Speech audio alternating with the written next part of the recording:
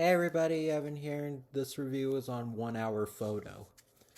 So the plot of this movie is this guy named Cy Parrish, played by Robin Williams, is a seemingly friendly photo developer who runs a 1 hour photo developing lab in a little mall, and he seems like a nice guy, just kind of timid, shy. He doesn't really have any friends, but he's very friendly to all his customers, particularly towards a family called the Yorkins. And he particularly starts to grow a really pretty creepy attachment to the Yorkins, always developing their photos, visiting them, checking in on their children and such. And they're kind they're kind of starting to wonder if like this is really appropriate. Is it really the kind of time to do this? But it gets even crazier. It's when Sai is developing a bunch of photos. He sees signs of the husband Will cheating on his wife Nina, and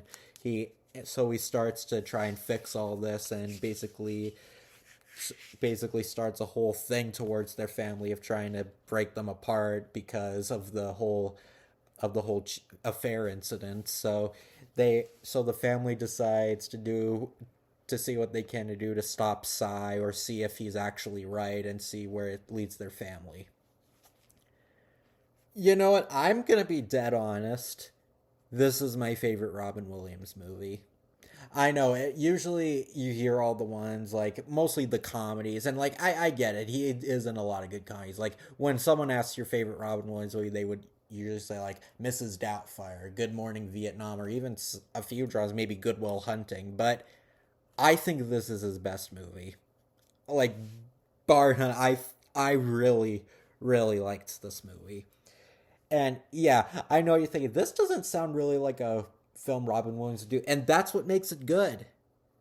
The fact that it's not a comedy makes, I mean, yeah, I know, like I said, Good Will Hunting is a great movie and all, but this is a thing where Robin Williams, yeah, he was a very funny comedian. Like, yeah, he was definitely one of the best to do it, but I think one thing that people kind of gloss over in terms of Robin Williams is that he was a character actor. Not just, the fact that he always played, a goofy sidekick, or he could do a bunch of voices and everything, and all his characters were pretty much whatever, flexible with whatever. No, being a character actor doesn't always just mean like you could just put on a voice and just be in anything with no matter what the plot is. Being a character actor is you're just kind of open to anything, and this is a very different role for Robin Williams. Like, because he flat out plays the Sai is actually the antagonist of the movie. I know he is the main character, but it's one of those thrillers where the main character is really troubled, because yeah, they do imply later on in the movie that he was abused as a child, particularly I don't know, is there any kids watching this video? I don't know, but I probably shouldn't say, but let's just say it's implied something horrible happened to him. Like, they don't show it, but and they don't really address it, but it's implied that something particular happened with him. And this movie can get pretty uncomfortable and unsettling at times, which that's what a thriller should do. It should make you uneasy, and it's a very dark movie without having to resort to much like on screen. Like, this movie's not like bloody or anything. I'm not saying like it's dark as in like there's a lot of death. I mean, like, a lot of the subject matter is really dark. Like, Psy, like the things he does with his emotional attachment to this one family, like, it comes along as really borderline creepy, and you're like, man, like, just because something really awful happened to him, so to say, that doesn't give him the excuse to stalk a whole family and do all this. And it and he there's even one scene, like, this is kind of going to show that this is not a film for everybody. um he walks in, he checks into this like hotel room or something, and he meets this one couple, and he threatens them sexually, I guess I could say. I don't know if how much I can say without this video getting flagged, but yeah, if you're uncomfortable with that kind of stuff, this isn't really the movie for you. Because yeah, like I said, a lot of it's more implied and described than actually shown, but it still gets very creepy, and that's really the kind of movie that a thriller should be. It should be a movie that leaves you think. It should be a movie that leaves you uneasy. It's a movie that shows like, yeah, if sometimes people who seem friendly on the outside are only kind of just using it as a coping mechanism for something really bad, and maybe they do have a lot of really bad intentions. And like the other actors are great too, like Connie Nielsen plays Nina, and she's always a great actress. I liked her in the Wonder Woman movies, the Gladiator movies, etc. She's a good actress, and I do think she plays a good mother character here, and a wife too. And her husband, I think he's from that show with Jennifer Garner called Alias. I'm not sure if I'm thinking of the right guy, but I think he's from that show, which I never seen Alias. But I think they're both real good together. When Robin's not on the screen, I think they're a really good couple, and the fact that they actually raise a child, they actually have a son, and Side does seem very friendly to the son. At first, gives him a camera for a birthday gift.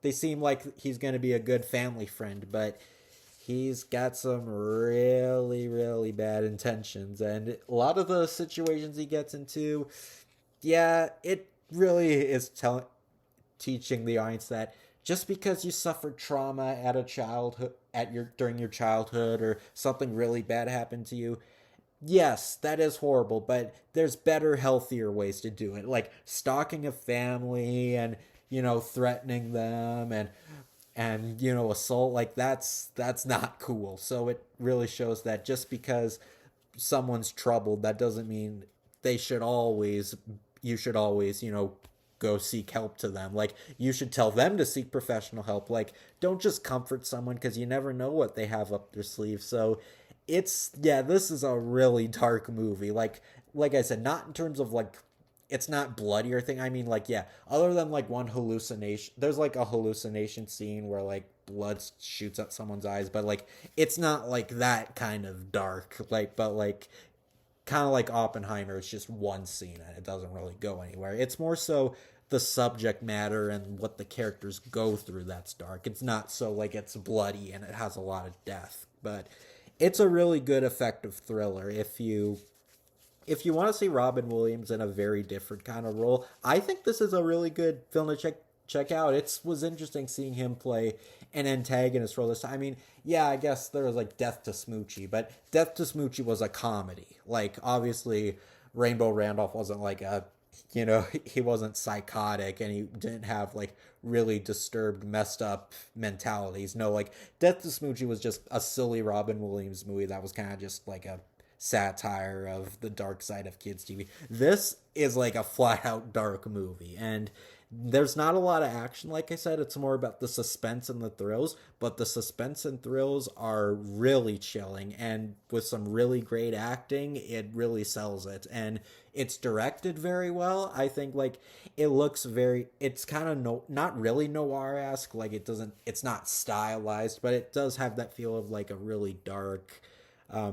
dark drama. It's very psychological, and it's a very different, like I said, it's very different for was very different for Robin. And even when this movie premiered, I actually read that a lot of people actually forgot like 10 minutes in that it was Robin. And that goes to show how great of a character actor he was. Like, yeah, his voice is recognizable, but he plays a lot of really, really different characters, and this was no exception. And it's a really good story about seeing the different sides of trauma and thinking that, yeah, that is really bad, but there's ways to cope with it and ways you really shouldn't cope with it. So it's really a movie that leaves you think, what's the best situation to do if someone really has suffered long-term trauma and something really bad, or abuse or something. Like, that doesn't always give you the authority to hold judgment over people and have authority and be more dominant. It's not like that. No. So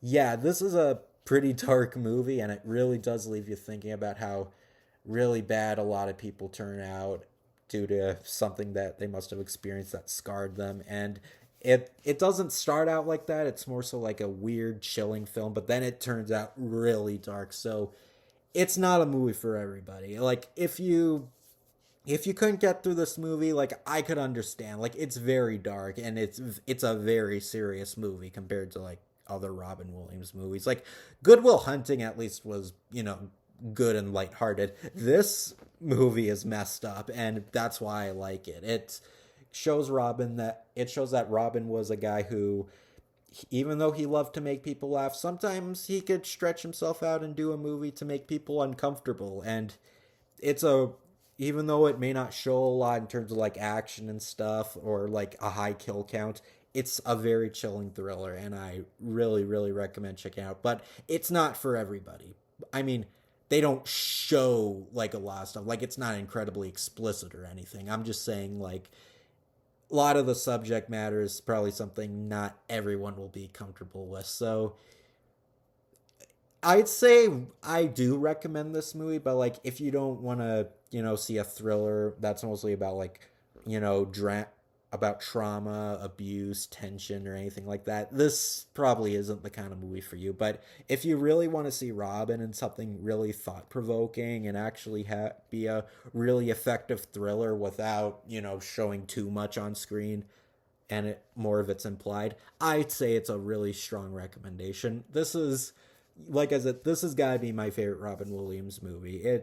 It's such a different role for him, but he fits into it like a glove. The fact that he was able to stretch his talents and not play a similar character to his other movies, I think really made him go far and beyond what he could have done with his talents. So yeah, 1 hour photo. It's a really good movie. Yes, it is pretty messed up. It is dark, but gosh darn it, I love it. It's a very good movie. So yeah, 1 hour photo.